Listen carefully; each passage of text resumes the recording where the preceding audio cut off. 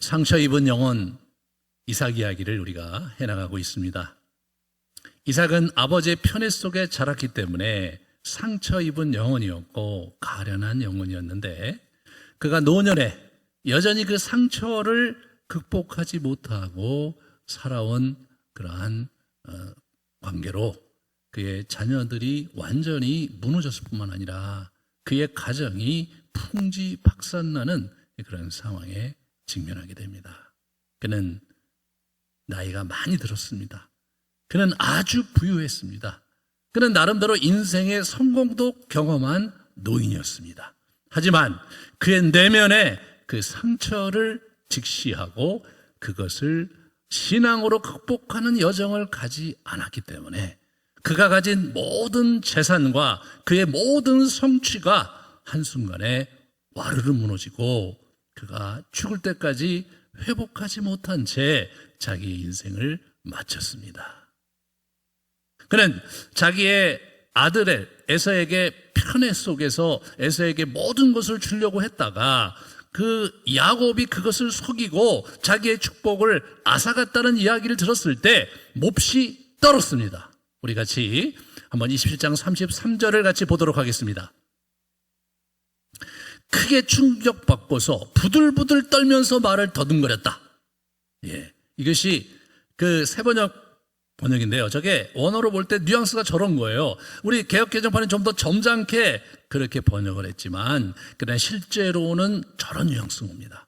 크게 충격받고 부들부들 떨면서 말까지 더듬거렸습니다. 여러분, 이 이삭이 자기 그 아들이 둘째 아들인 야곱이 자기가 큰형한테 에서에게 줄 축복을 속여서 거짓으로 가져갔다고 합시다. 그 화가 나죠. 하지만 저렇게 크게 화가 나고 부들부들 떨고 말을 더듬거릴 정도라는 것은 뭔가 더 큰 문제가 그 내면에 있기 때문인 것이죠. 그렇지 않습니까? 그러지 않고서 어떻게 그럴 수 있냐 말이에요. 그것이 바로 이 이삭의 문제인 거죠. 이삭은 그 상황 속에서 하나님의 임재와 하나님의 손길에 두려워 떨었던 것 같아요. 자기가 야곱에게 가야 될 그 축복이 에서에게 자기 나름대로 이렇게 가려고 자기 입맛대로 하려고 했는데 그 얘기를 듣는 순간 하면서 25장에 그가 이들이 태어날 때 리브가의 기도의 응답 속에 이제 하셨던 아우를 섬길 것이라는 그 말씀을 그가 기억을 했을 것이고 내가 아무리 이것을 극복하고 아무리 이것을 바꾸려고 해도 바꿀 수가 없는 거구나. 하나님의 정하신 것을 인간이 움직일 수가 없는 거구나라는 그런 큰 두려움이 그를 엄습하지 않았나 싶어요. 그래서 그는 자신의 약속을 자기의 축복을 번복하지 않습니다. 단순히 그것이 자기 그 야곱이 속인 것이고 그게 다라면 화를 내면서 진노하면서 당장 야곱을 앞으로 오게 해라 하면서 아주 호되게 야단을 치고 아무리 아버지가 너를 배제하고 형에게 그것을 준다 한들 형이 장남이고 아무리 아버지한테 불만이 있었던들 어떻게 나를 속이고 형을 속이고 그런 일을 자행할 수 있느냐 이 못된 놈아 하면서 철회하고 그리고 꾸지람을 주고 그리고 에서에게 다시 축복하면 될 일이었어요. 하지만 보시면 알겠지만 아까 그 본문을 보여주세요. 내가 그것을 이미 다 먹고 그에게 축복하였으니 바로 그가 복을 받을 것이다. 이거 참 무섭잖아요. 그가 복을 받을 것이라는 거예요. 그것은 하나님이 정하신 것이다. 이 사람이 저 긴장과 두려움 속에서 이제 아들이 얘기를 하죠. 아버지 그게 무슨 말이에요? 그 나한테 주려고 했던 건데 그럴 수는 있습니까? 안 된다. 다 줬는데 내가 뭘 더 주냐?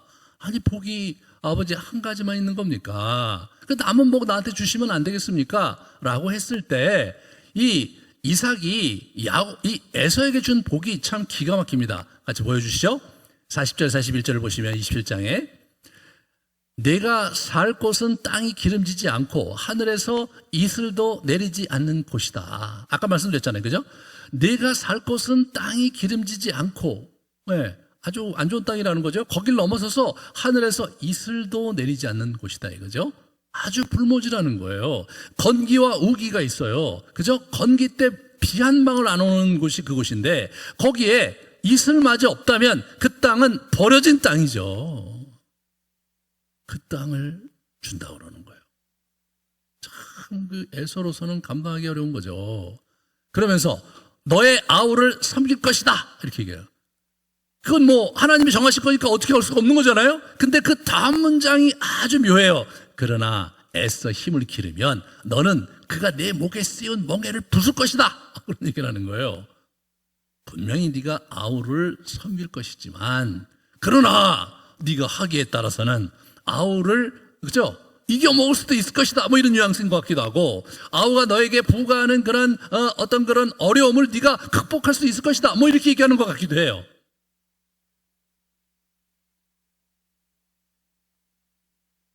참 기가 막힌 거죠.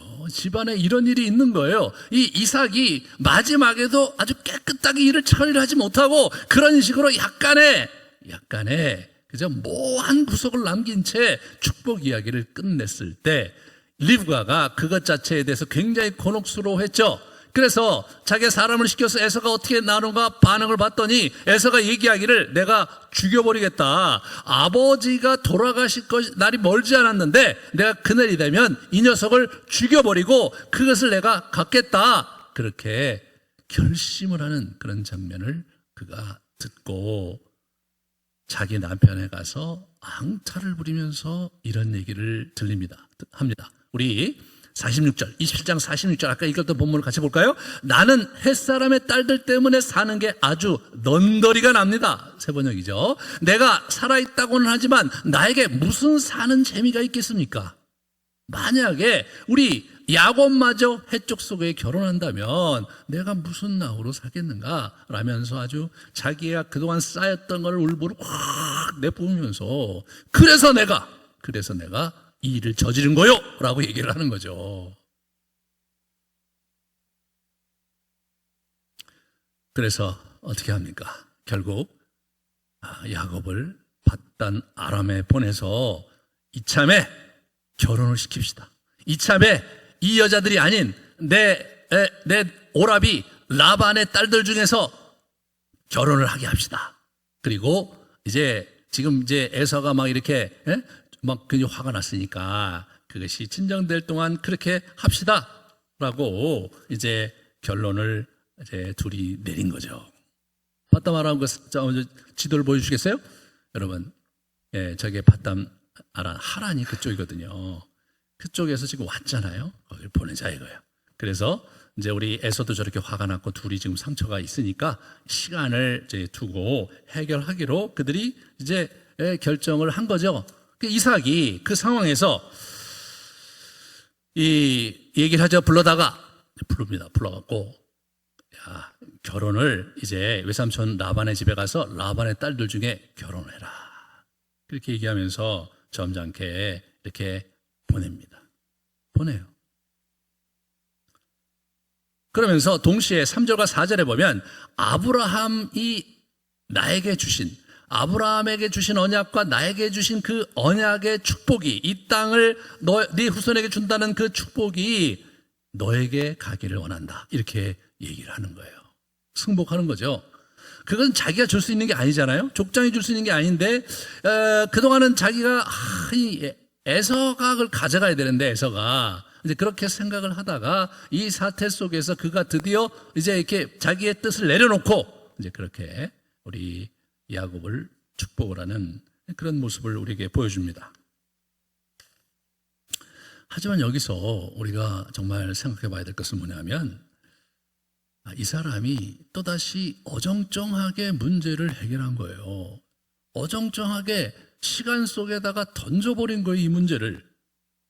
시시비비를 가리며 야곱과 리브가의 문제점을 지적하며 어떻게 이런 문제가 생겼으며, 그리고 에서와 야곱을 둘이 어떻게 화해를 시키면서 두 사람이 그래도 공존할 수 있는 그런 어떤 마음의 상처를 회복할 수 있는 그런 노력을 전혀 기울이지 않고 있습니다.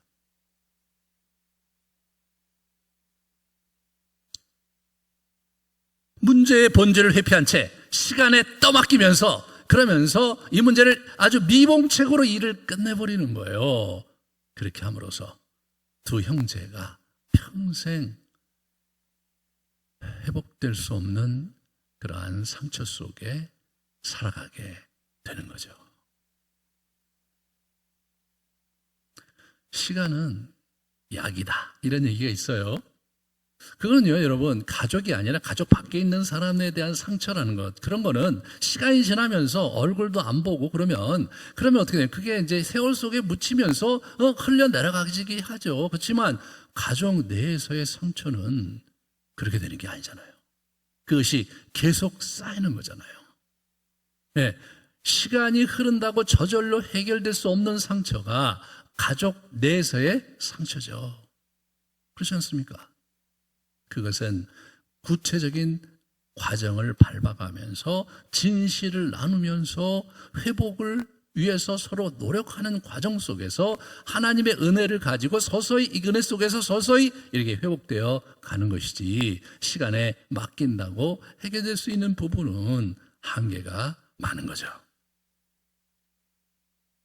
두 아들 모두에게 이 회복의 매듭, 상처의 그 전환점을 이렇게 마련했어야 되는데 평생 그렇게 이제 이 문제를 갖고 살아가게 돼버리는 안타까운 일들이 이제 벌어지는 겁니다.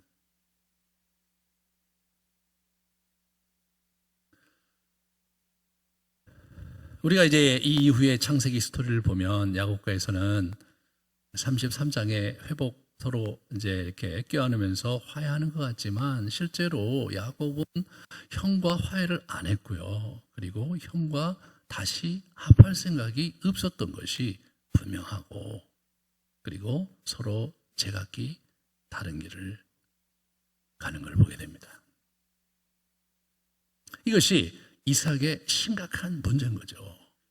이삭이 단순히 상처 입은 영혼으로 자기의 자녀들에게 상처를 주었다, 이런 데서 문제가 끝난다면 오히려 이런 기회를 통해서 이삭이 아이고, 내가 또 그렇게 정말 이 바보 같은 이런 삶을 살아서 또 자녀들에게, 두 아들에게 큰 상처를 안겼구나라고 회개하면서 여호와께 도움을 구하면서, 아들들아, 내가 정말 잘못했다, 이게 정말 나의 문제구나, 이 문제를 처음부터 다시 우리가 한번 되짚어보면서 여호와 하나님께 우리의 마음을 아뢰고 좋은 길을, 하나님이 원하시는 대로 공의로운 길을 우리가 만들어보자, 이렇게 갔어야 되는데 이 사람은 그걸 못한 거예요.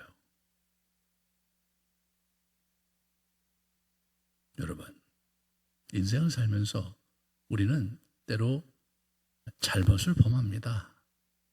원치 않는 피해를 상대에게 입히기도 합니다. 그런데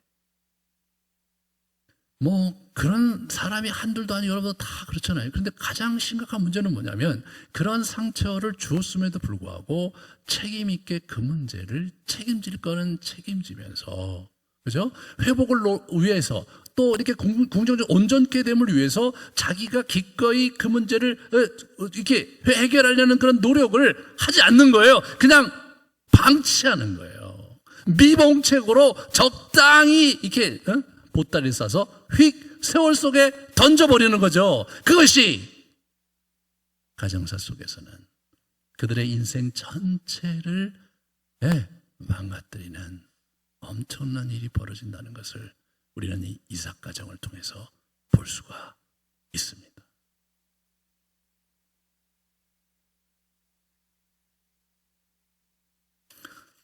우리가 에서를 같이 보겠습니다. 에서는 어떻습니까? 굉장히 뒤늦은 후회를 하는 거죠. 우리 한번 그림을 보여주시겠어요?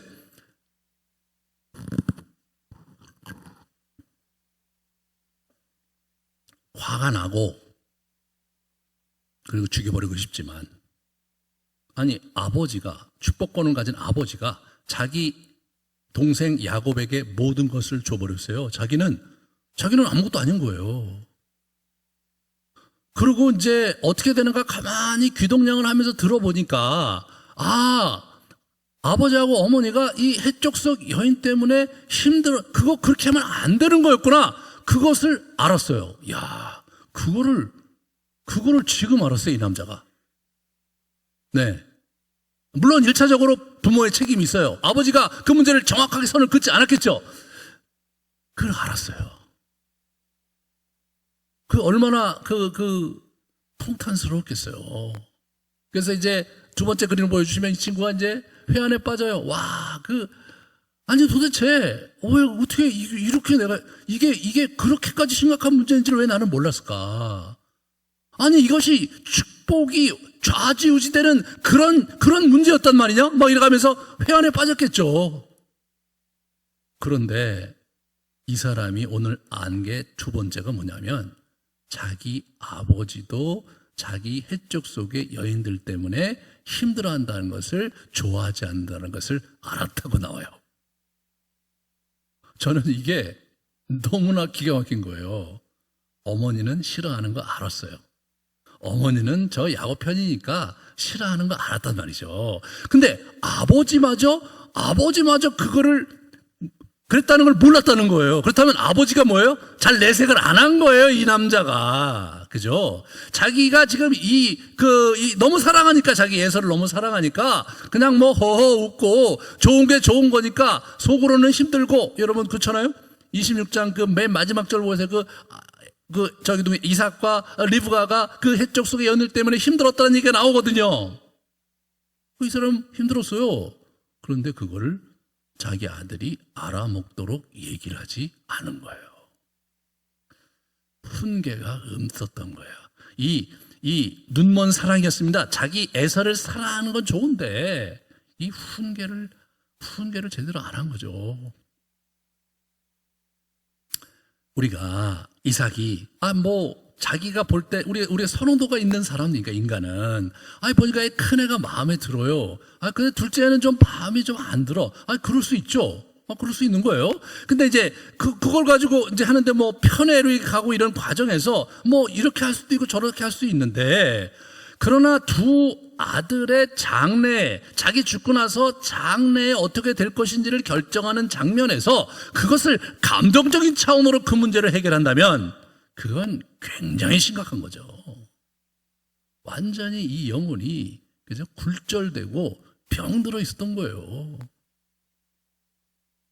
제대로 된 그런 사람이었다면, 보통 사람이었다면, 자기가 그러다가 내가 참 에서가 참 귀엽고 사랑스럽긴 하지만 이제 야곱도 내 아들인데 이렇게 해서는 안 되지. 여보 이번에 우리 이제 내가 죽을 날이 얼마 안 남았는데 이 축복을 해줘야 되는데 당신 생각은 어떠? 이렇게 물어보면서 상의하면서, 그죠? 그러면서 이제 문제를 처리를 하면 되잖아요.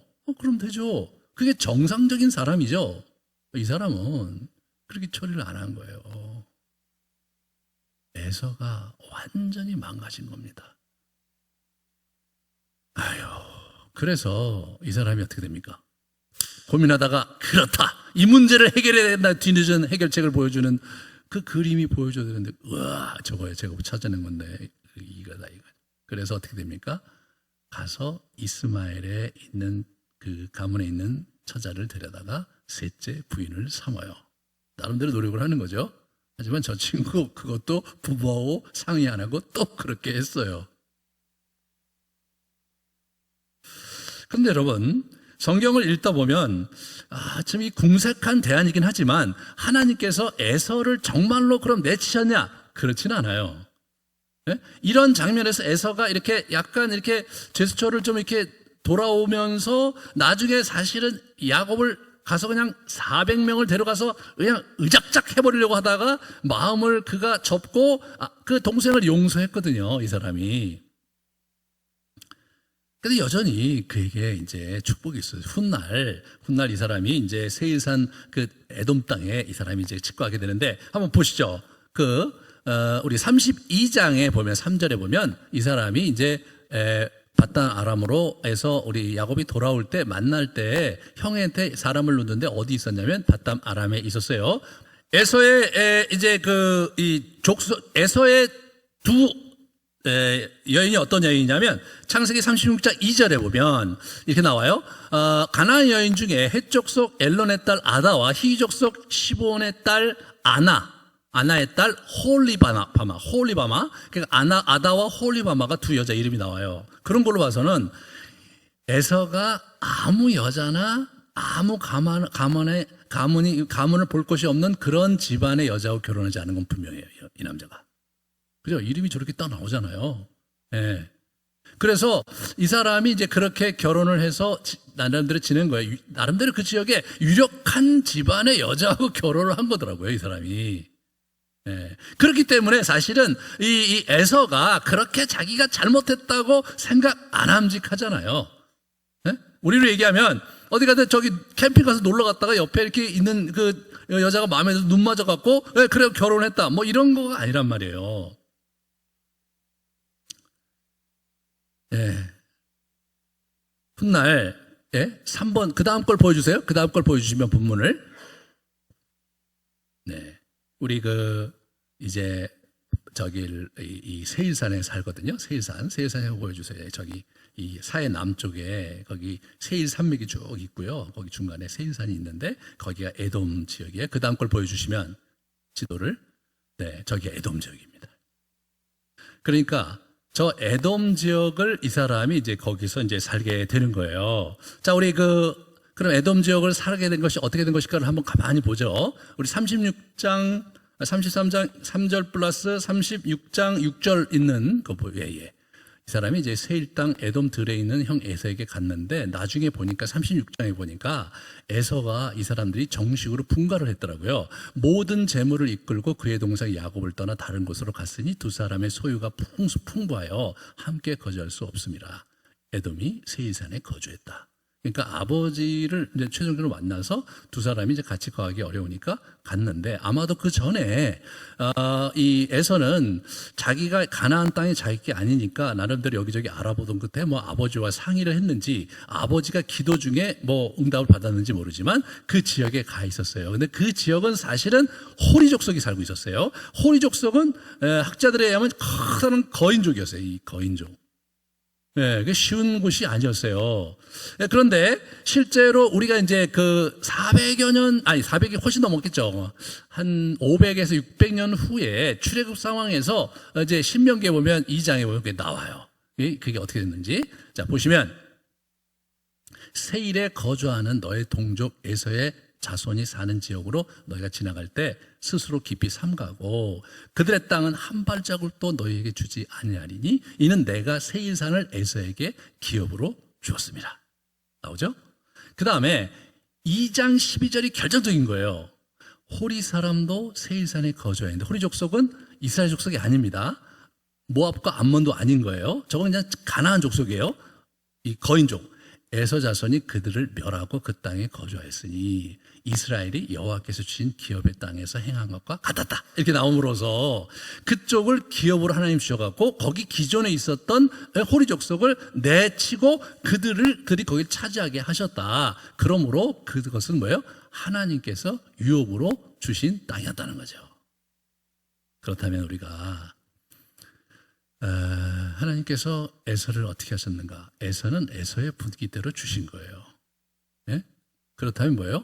에서가 하나님께 나중에 돌아왔다고 봐야죠. 왜냐하면 이스마엘은 그 얘기 안 나오거든요. 여러분, 이스마엘을 내치셨잖아요. 그 이후로 뭐 이스마엘이 땅을 불화받았다, 이스마엘의 분기심 안 나옵니다. 안 나와. 이 사람만 나온단 말이에요. 그러니까 이런 면에서 에서가 그때 이후로 뭔가 하나님께 돌아오고 자기 신앙을 회복한 부분이 있고, 그래서 하나님께서 그에게 정식으로 아버지를 통해서 그 땅을 주었구나. 그렇다면 우리가 한 가지 더 생각해 봐야 될 것은 말라기입니다. 말라기에 보면 여호와께서 이르시되 내가 너희를 사랑하였노라 하나 너희는 이르기를 주께서 어떻게 우리를 사랑하셨나이까 하는도다. 그러면서 얘기하는 거죠. 에서는 야곱의 형이 아니냐. 그러나 내가 야곱을 사랑하였고 에서는 미워하였으며 그의 산들을 황폐하게 하였고. 그래서 이게 이제 하나님께서 이게 야곱을 사랑했고 에서를 미워했다 이런 표현이 나오니까 저걸 이제 우리 사도 바울이 또 그걸 가져다가 어디로 가지고 가냐면 저기 그 9장 로마서 9장에 저걸 가져가서 막 하나님께서 정하신 것이다 막 선택 얘기할 때 저 케이스를 또 가져와요. 그러니까 언뜻 보기에는 하나님께서 아예 태중에서부터 에서는 저 녀석은 내가 미워할 거야. 야곱 이 녀석은 내가 사랑할 거야. 이런 운명론적인 관점에서 저걸 볼 수가 있는데 사실 하나님은 그런 분은 아니십니다. 하나님은 공의로운 분이시고 자비로운 분이시죠. 어떤 사람을 더 사랑하는 건 맞지만 어떤 사람을 미워하기로 작정하는 것은 아니시죠. 그래갖고 이분이 저기 에서에게 나름대로 그렇게 한 건데 저기 보면 에서를 미워했다는 이 표현 자체가 말라기에 나오거든요. 자, 그러면 여러분 이제 어떻게 볼 수 있냐면 이 에서의 에돔의 후손 중에 굉장히 이스라엘을 하고 많이 부딪힌 일이 굉장히 많이 나와요. 첫 번째로 아말렉이 있어요. 아말렉이 출애굽할 때, 저기 어디입니까? 우리 출애굽기 17장에 보면 우리 전쟁이 일어나는데 아말렉과 싸운단 말이죠. 그 녀석들이 와서 굉장히 괴롭혀갖고 하나님이 그냥 저 녀석들을 그냥 이 세상에서 없애버리겠다고 말씀하신 그 아말렉. 그래서 나중에 우리 다윗이 그것을 진멸하는 그 아말렉, 그게 바로 에돔의 후손입니다. 에돔의 후손이에요. 여러분 이제 에스더서에 보면 하만이 나와요. 하만이라는 사람이. 그래서 이스라엘 사람들을 유대인들 다 죽이려고 음모를 꾸미는 친구 나오죠. 그 친구가 바로 이 아말렉 사람이에요. 아말렉. 예? 그 아각이라는 아각. 여러분 사무엘이 죽인 아말렉의 왕. 그쪽 쭉 나온 거죠. 예수님 시대에 누가 있습니까? 예수님 시대 그 헤롯 대왕이 어디 사람이냐? 이두메 사람, 에돔 사람인 거예요. 그 사람들이 올라온 거예요.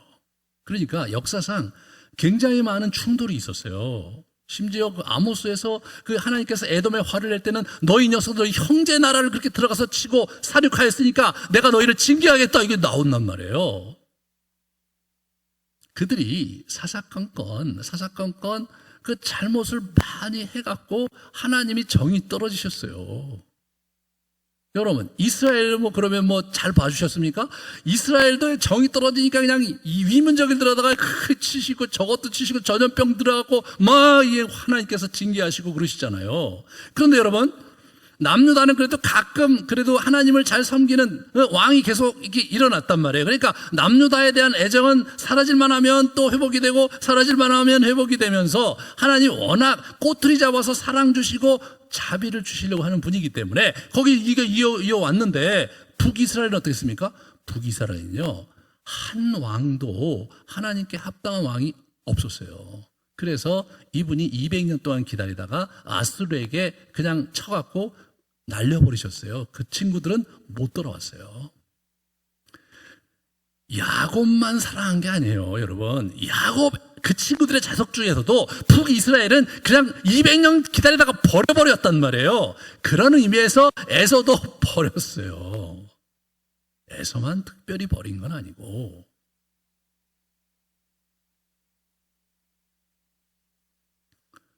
하나님은 에서와 야곱을 둘을 같이 놓고 고민하면서 씨름하면서 하나님의 축복을 에서는 에서에게 줄 축복이 있었고 야곱은 야곱에게 줄 축복이 있었던 거죠. 그런데 에서가 자기 축복을 자기 것으로 못 타먹은 거예요. 하나님의 축복은요 이렇게 그냥 건공주게 떠다니는 거예요. 그냥 우리에게 다 있는 거예요. 우리 다 있는 건데 우리가 믿음으로 화합하고 선으로 합력해서 선을 이루어야 그것이 우리 것으로 되는 것이 성경의 원리거든요. 그런데 그게 안 될 경우에 이런 일이 벌어진다는 거죠. 에스겔서에 보면 하나님 그러셨어요. 만약에 내가 반드시 죽으리라고 하는 그런 사람이 있다고 하자. 그래도 그가 회개하면 그는 반드시 죽지 않고 살 것이다.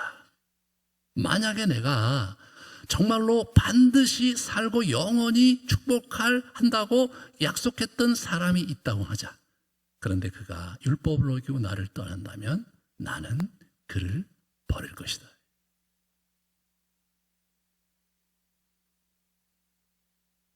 그런 관점에서 우리가 하나님을 보아야 합니다. 하나님이 편애하는 하나님으로 이해한다면 이게 답이 안 나와요. 답이.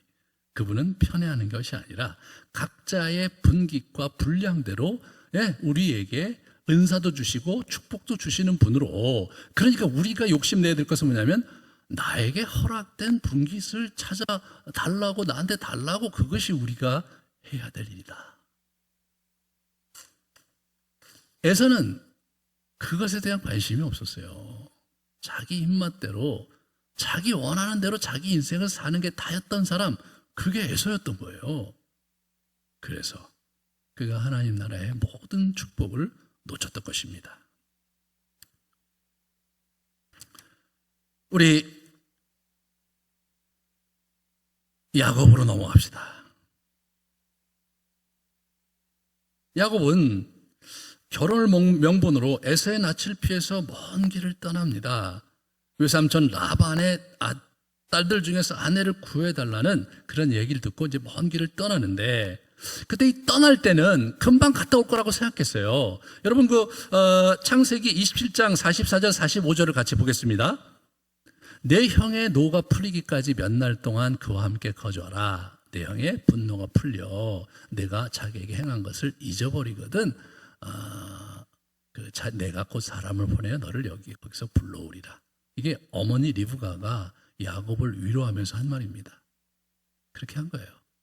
그래서 야곱도 가서 잠깐 좀 쉬고 형하고도 좀 거리를 두고, 그리고 이제 자기가 이제 결혼할 사람을 만나서 결혼을 해서 이제 오면 되겠다라고 생각하면서 길을 떠난 건데, 그 길이 20여 년이 넘어서 돌아오게 됐을 뿐 아니라 그 기간에 어머님이 돌아가셨죠. 참 슬픈 얘기입니다. 네. 이삭이 27장에 그 축복 사태가 어그러지면서 집안이 엄청난 긴장과 어떤 냉기가 쫙 흐르는 집안인데, 그거를 제대로 본질을 보면서 해결하면서 자기의 잘못은 자기가 잘못했다고 책임지면서 갔다면 그때는 힘들었어도 시간이 지나면서 회복의 국면에 들어갈 여지가 많았을 텐데, 그렇게 하지 않았기 때문에 회복 불가능한 상태로 이 가정 이야기가 진행되고 있는 겁니다.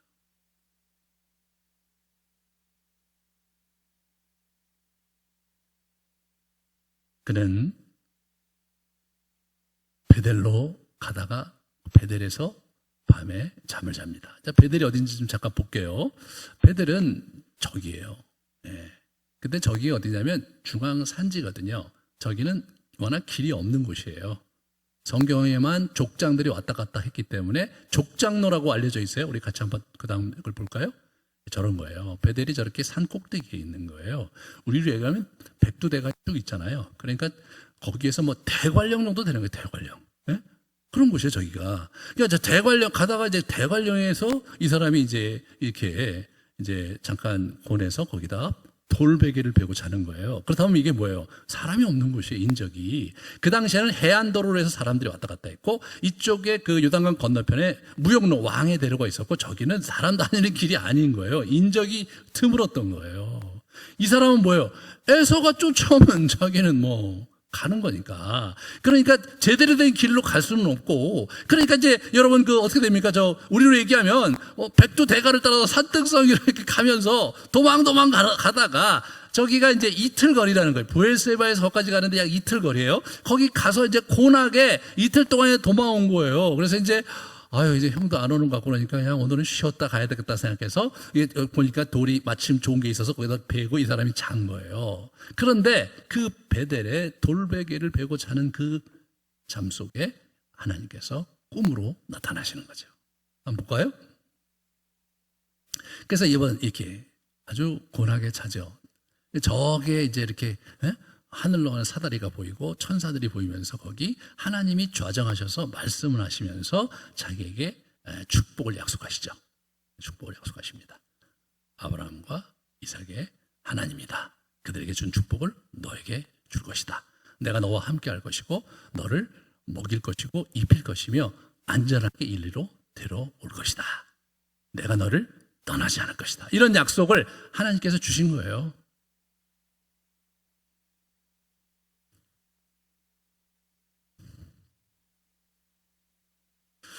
그런 부분에서 참 이 야곱은 굉장히 고무가 됐죠. 야, 여기 이런 곳이 다 있네. 이게 하늘의 문이네. 그러면서 거기다 돌을 이렇게 베개를 했던 거를 이렇게 세우고, 거기다 이제 기름 붓고 막 하나님께 이제 이렇게 나아가서 찬송을 하면서 그러면서 자신의 그 마음을 이렇게 보이는 것을 보게 되는데, 여기서 우리는 굉장히 우리가 좀 생각해 봐야 될 게 뭐냐. 첫 번째, 그런 의식 자체는 이 사람이 새로 고안한 게 아니라 그 당시 고대 근동의 사람들이 그렇게 덜어 했대요. 이제 이렇게 돌을 세워놓고 기름을 부으면서 자기 신에게 제사를 드리는 그런 일들이 있었대요. 그러니까 그런 형태로 이 사람이 이제 하나님께 이제 나아갔는데, 이 사람 자체가 아직까지 신앙이 깊질 않아갖고, 이게 내용을 보면 참 기가 막힌 내용을 이 사람이 이제 하나님께 이 거래를 해요. 이 서원을 하는데, 한번 보실까요? 20절부터 22절까지 이 사람이 이제 서원을 하는 걸 같이 보겠습니다. 나를 지키시고 먹을 떡과 입을 옷을 주시어 내가 평안히 아버지의 집으로 돌아오게 하시오면 여호와께서 나의 하나님이 될 거다 이거예요. 와, 이게 이 사람이요 갑이에요, 갑. 을이 아니야, 갑이야. 참 이게 문제인 거예요. 꼬라지를 몰라갖고 지금 이 사람이 여기서 뭘 해야 되는 거예요? 자기 형을 속이고 아버지를 속이고 집안이 풍지박산 나서 지금 도망 나오다시피 간 거 아니에요. 그러면 보통 사람 같은 경우는 자책감이 있는 거예요. 자책감이. 어머니가 시켰다고 하지만 어머니가 100살이 다 되시고 아버지도 100살이 넘었는데 이 사람 지금 나이가 어떻게 꽤 된 거죠. 40대가 넘어갔잖아요. 그런 얘기했을 때 어머니께 무슨 말씀이세요? 비록 아버지가 형을 그렇게 편해서 문제가 되지만 그렇다고 우리가 속이면 돼요. 차라리 어머님 아버지하고 같이 갑시다. 아버지한테 이게 무슨 어떻게 된 일인지 문제를 제기하고 같이 논의하면서 문제를 풀어가죠. 그거 속여. 속인들 그게 될 일입니까? 내가 속여서 그걸 축복을 받은들 그게 축복이 되겠나요? 이게 상식이잖아요. 실제로 아버지가 준 축복 하나도 못 누렸어요, 이 사람. 예? 하나도 못 누렸어요. 다 형이 가져갔어요.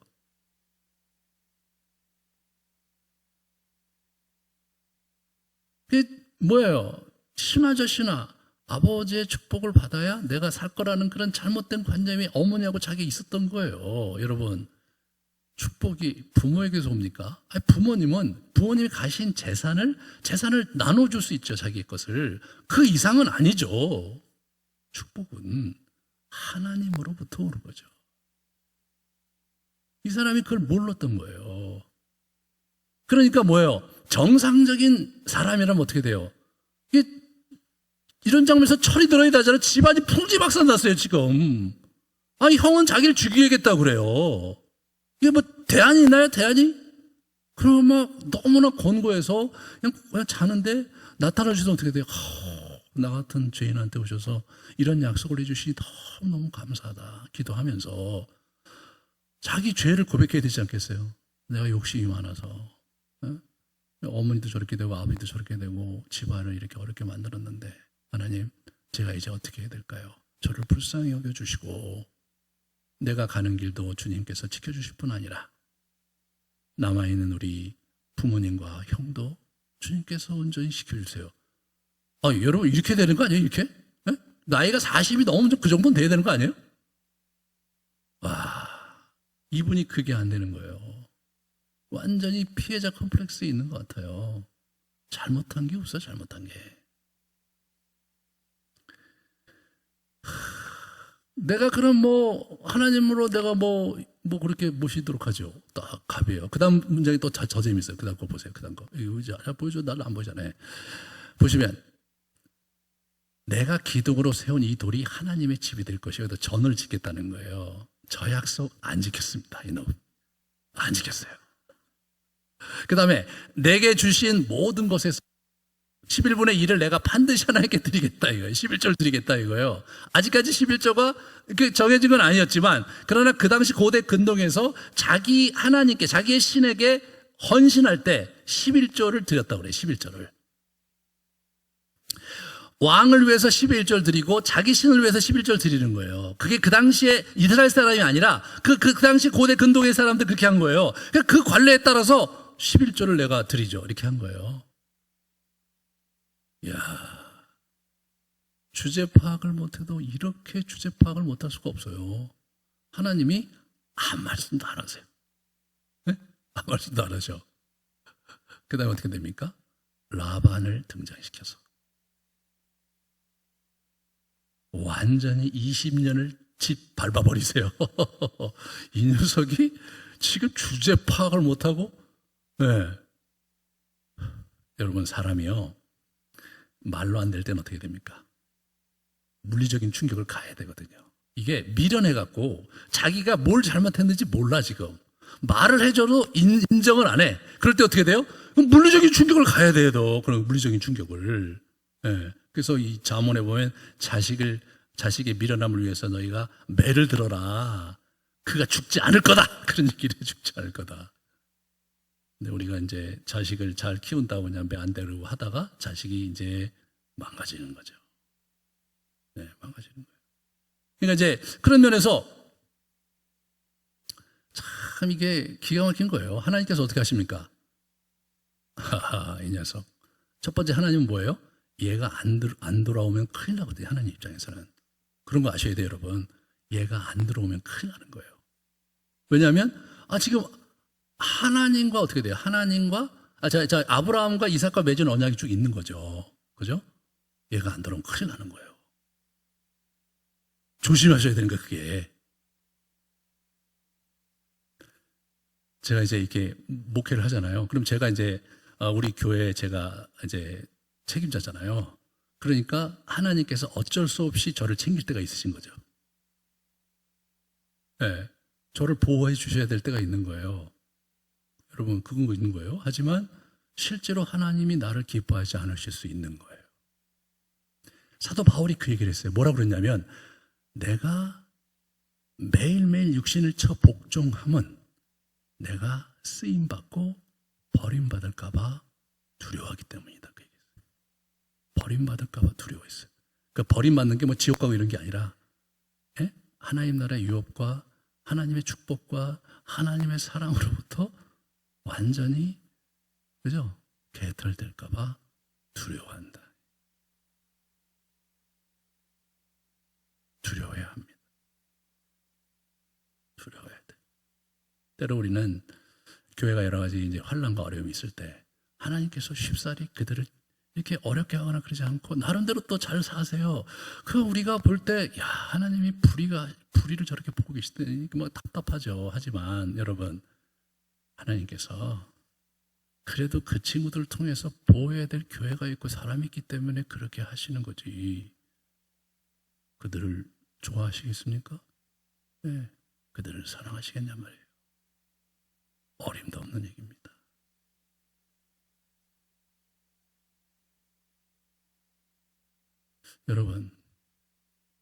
여러분이 교회의 직분을 갖고 있고 또 여러분이 가장으로서 이게 살고 있는데 하나님께서 여러분의 자녀를 사랑하시고 또 여러분이 또 이 교회를 여러분의 성도들을 하나님 사랑하시기 때문에 우리에게 은혜를 베푸시고 우리를 채워주시는 그러한 플러스 이펙트가 분명히 있어요. 그게 분명히 있습니다.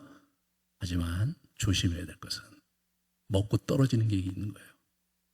네? 하나님 나라에서 먹고 떨어질 수 있는 거예요.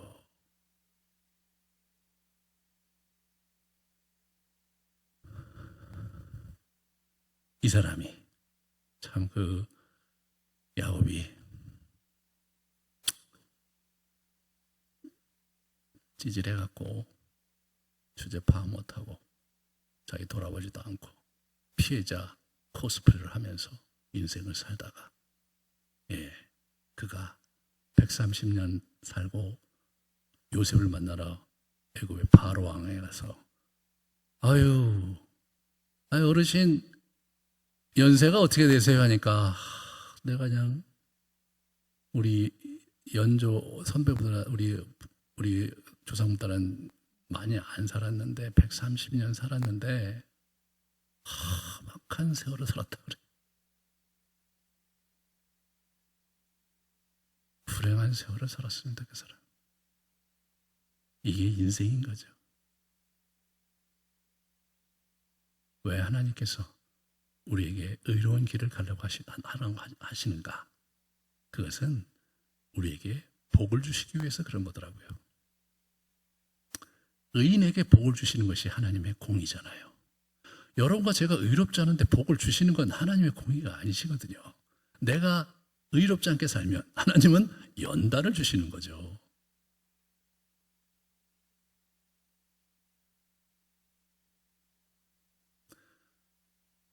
이 집안이 정말 생각할 게 많은 집안입니다. 이삭이 자기의 상처를 극복하지 못한 채 상처 입은 영혼으로 살다가 자녀들에게 상처 외에 준 것이 없는 인생을 살았어요. 근데 그 상처를 받은 두 아들이 서로 화합하지 못하고 연합하지 못하고 또 평생을 그 상처 속에 살았습니다. 그리고 그들이 죽었는데 두 아들의 후손이 서로 또 박 터지게 서로 싸우고 살아요. 아휴, 이게 참 얼마나 난감한 일입니까?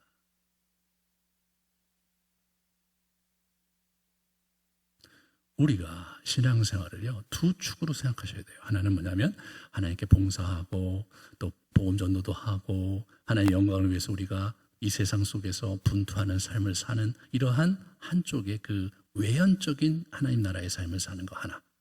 또 하나는 뭐예요? 내연의 삶을 사는 거예요. 내가 온전해지고 성품이 바뀌고 그리스도의 성품으로 바뀌면서 진정한 의미에서의 평안을 누리고 복을 누리고 말이에요. 그렇게 하면서 내 인생을 잘 형성하고 그리스도의 성품으로 우리 가다듬어가는 두 번째 축이 있는 건데 이 두 번째 축이 굉장히 중요하더라고요. 그 두 번째 축에서 뭐가 있는 겁니까? 가정의 축복이 있는 것이고 자기의 평화가 있는 것이고 평강이 있는 것입니다. 주님께서 우리에게 생명만 주러 이 땅에 오신 것이 아닙니다. 그죠? 생명을 얻고 더 풍성히 얻게 하려고 왔다고 우리 요한복음 10장 10절에 말씀을 하고 계세요. 여러분이 마음에 평강이 있습니까? 여러분 마음에 평화가 있습니까? 여러분에게 하나님의 위로가 있습니까? 성경은 분명히 그것이 있다고 평강을 주노라고 여기저기에서 예수님께서 말씀하시고 하나님께서 말씀하시는데 왜 여러분의 마음에는 평강과 위로를 찾기가 그다지도 어려운 것일까요?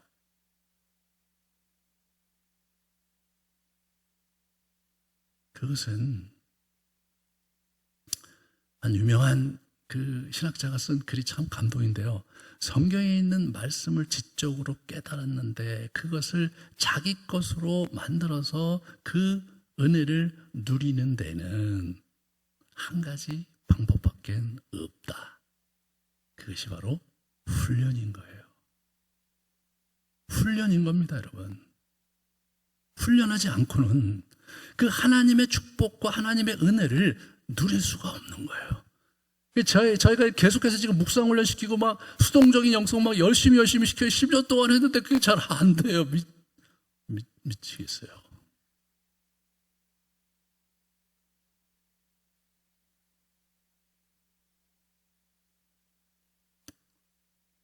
여러분, 그냥 주님 내가 여기 있습니다.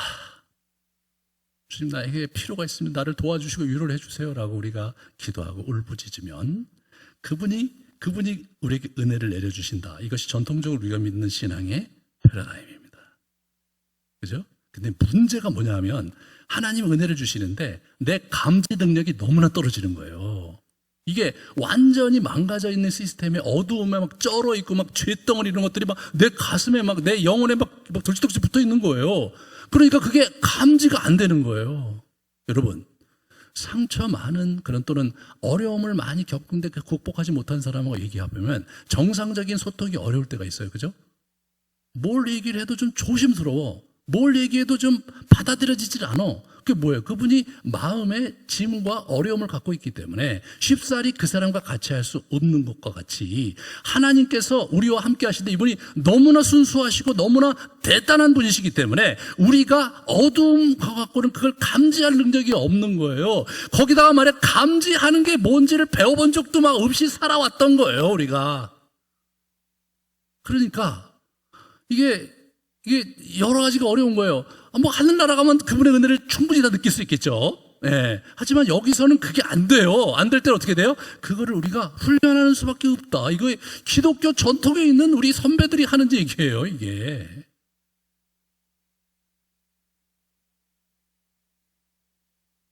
이삭과 야곱처럼 살지 않으시려면 여러분, 우리가 하나님 앞에 머물고 말씀을 묵상하고 그분 앞에서 나를 돌아보는 삶을 꾸준히 가셔야 돼요. 꾸준히. 그러면서 서서히 그분의 은총 속에 우리가 들어가는 겁니다. 그걸 못 하잖아요. 그러면 연단이 오는 거예요. 막 얼마나 쓴 맛입니까, 그게. 저도 당해봐서 아는데 진짜 힘들더라고요. 그냥 그거 오기 전에 그냥 잘 사셨으면 좋겠어요, 저는.